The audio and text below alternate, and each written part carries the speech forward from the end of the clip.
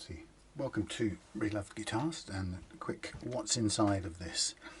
So here we have a chord basic Telecaster donated to Reloved Guitars by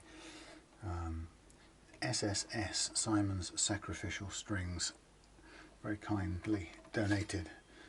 It's a budget guitar, it's sub 100 quid, but actually basically there's nothing much wrong with it. So what I'm going to do is I'm just going to take this apart and so you can see what's in it and maybe talk about what's in it as we go along. I'm going to strip it all down completely because in resetting it up I've got things I want to do with it. So the plan is, horrible. Plan is to improve, give it a good setup. I've already done the fret leveling off camera, but that's not important. But yeah, improve, upgrade a little bit, set it up and sell it. So, how is a Telecaster put together? This is a good example because it's very budget, but in a way that's what Leo Fender invented, a mass producible slab bodied, thanks, the strings have caught me, slab bodied easy to mass produce guitar.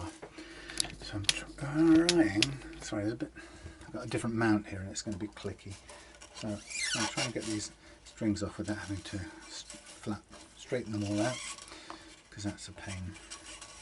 And I can reuse these as sacrificial strings at some point in the future, which is always good to have.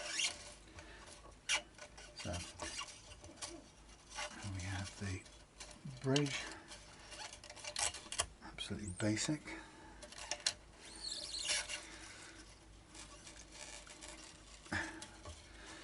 Okay, so the aim of the Telecaster, or in its first iteration, it was called a broadcaster and an Esquire, two different names for the first versions, but they were twin pickup guitars designed to be made from slabs of wood, easily made in a router factory environment, and that's what you've got. A flat guitar, usually most Telecasters are perfectly flat bodied. God, these strings get in the way of everything. A flat bodied slab of a guitar. So what's in it? Solid body, bolted neck, simple design, single cutaway, and we'll take off the various bits. What should we take first? Let's have the neck off.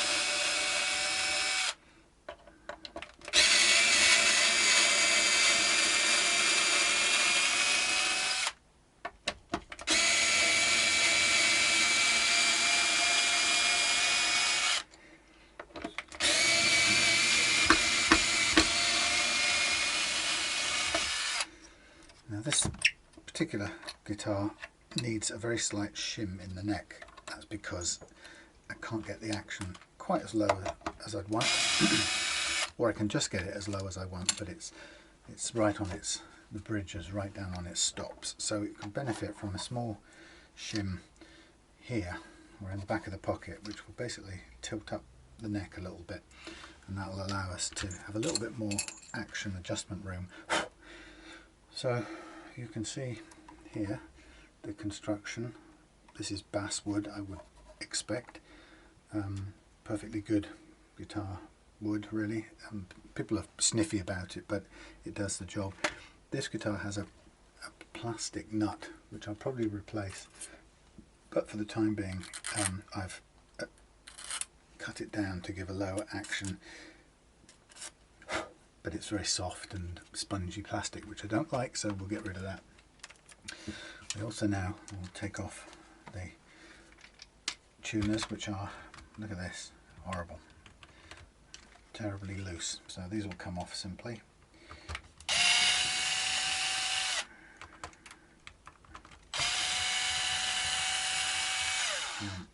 In the along with this guitar, Simon very kindly sent me some spare tuners, some upgrade tuners, and some better pickups. So we shall put both of those in.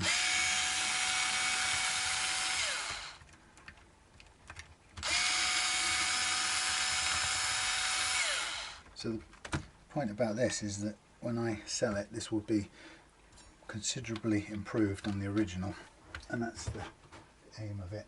Okay, so we'll take off the tuners, which come undone with these nuts here, which are already loose, so there's nothing difficult about that. Just take them off. Fiddly. Put these to the endless box of spares, which we've got millions of. Far too many spare tuners. Funny thing about tuners is they are a little geared post, or a geared operation, a geared unit that turns the post and allows you to wind the strings on. People make the mistake of thinking that spending a ton of money on tuners will improve the likelihood of the guitar staying in tune, and that isn't actually the case. The tuning stability of the guitar is predominantly down to two things, and that's the lack of friction in the nut slots, correctly cut and correctly wide enough. That's half of it, and the other half is the amount of unreleased slack stored in the strings. And until you get those two bits right, your guitar will always tend to go out of tune while you're playing it.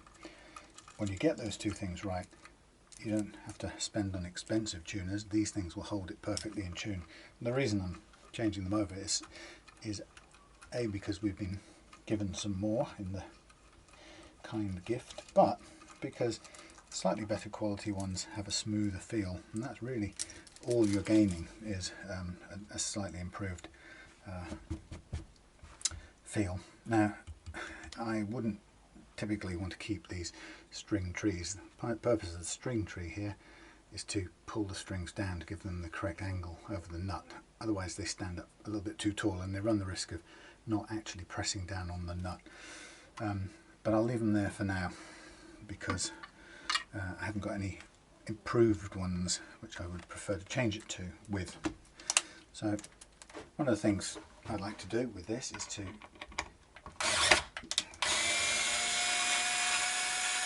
be able to give the body a buffing so that we kind of give it a freshen up, and that takes 15 minutes but doesn't cost anything really. We've got the buffing wheel and it'll just bring it a nice shine back to it if it's got tired.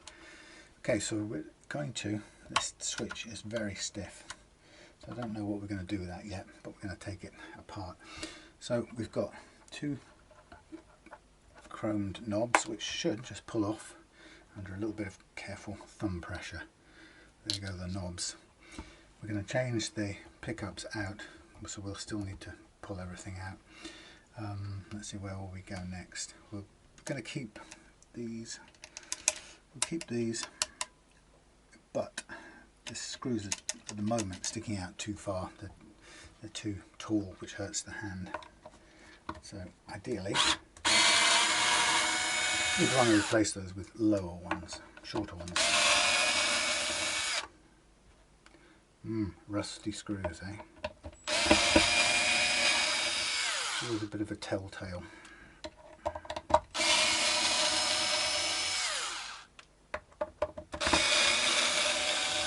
Tends to mean is the wood that was used, I think, was a little damp, too high a water content. Not uncommon at all. Don't know how well you can see that, but it's rusted over a couple of years, and that's almost certainly from the moisture content of the wood. Oh, there's another little interesting thing. Oh yeah, little things you find. Okay, so first things first, that's all that's under there. So it's a cosmetic plate with a single coil pickup fixed into there, and the wiring runs through to the control panel. And what it covers is a route that's made to take a humbucker sized pickup if you wanted to fit one.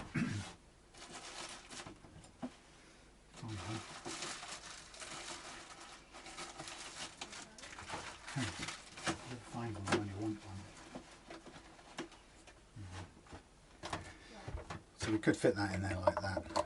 That's possible, but you'd have to obviously cut out the plastic there and make a different shape. So let's just put that there, come back to that. More rust. So there's the control plate. And what I'm going to do is I'm going to just cut the wires for now. There go all my clippers. So I'm going to cut the wire, right, and I'm going to cut that one there like that. Okay, so this will come back through. We'll lose that pickup and we'll replace it with one we've got here. And we'll take off the bridge, and there's 3 main screws holding that on. Can we reach it?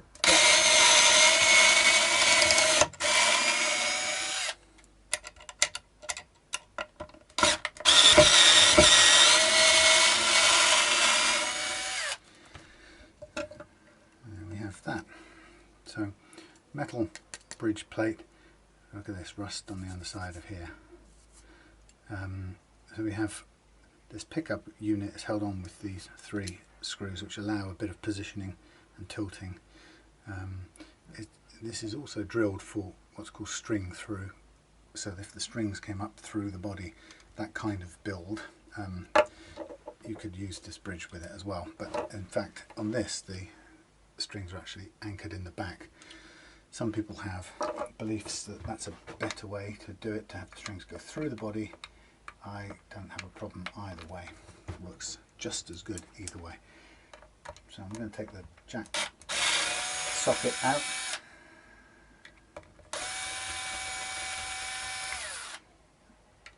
Again, no rust on that one.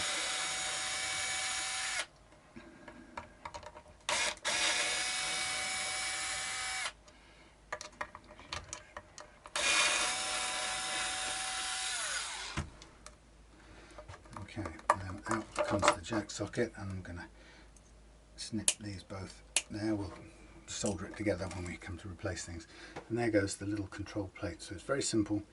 Volume pot, tone pot with a capacitor which makes the tone circuit work, and a 3-way switch in this case. Oh my god, it's so stiff. It's probably because it's been pretty solidly bent, as you can see. So a bit of unbending might... No, it's still stiff as anything. We can replace that. Okay, so here we have the basic body. It's got a binding on the top edge which looks quite cool. There's no shielding in here. Normally, well, ideally for single coil pickups you'd want some electromagnetic shielding paint in there. Some people use tape, magnetic tape, copper tape. But you can see that this has been done with a router, so it's quite accurate, these holes. Now, there is a problem here, which is unusual for this kind of guitar in a way. You've got a crack here. This piece of wood has split. There's no massively obvious reason why that would be, because in fact, there you go. That's a nice clean break, and what I'll do is I'll glue this back on. It doesn't actually need to be there. This guitar, this piece of wood is not holding the neck in place. That's done by the screws. It's not ideal, and it could be because it's been dropped, banged on the headstock, and that split this wood. As you can see, this is very soft. Well, it's a hard wood, but it's a thin piece of wood, and it's very likely prone to breaking. I can glue this back in, very strong secure, which I'll do in a minute. But it's really cosmetic. We could put everything back on there and you wouldn't notice. So what I'm going to do with this is I'm going to insulate all these, shield all these cavities with paint.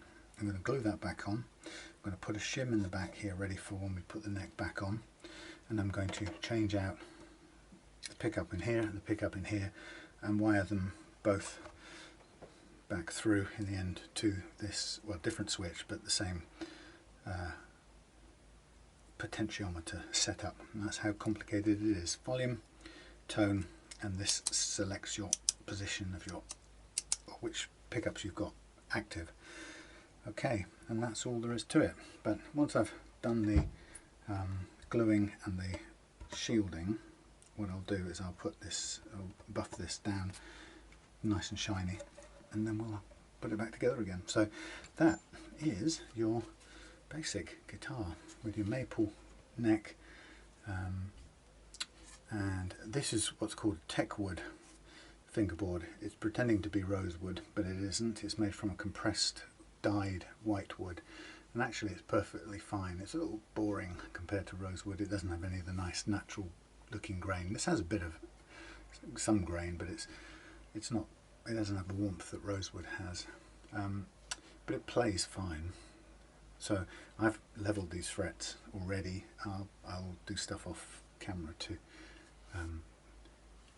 crown them so they're the correct shape and then polish them out. But as of the tour, that's all the parts of a Telecaster put together or taken apart. There you go, in case you were interested.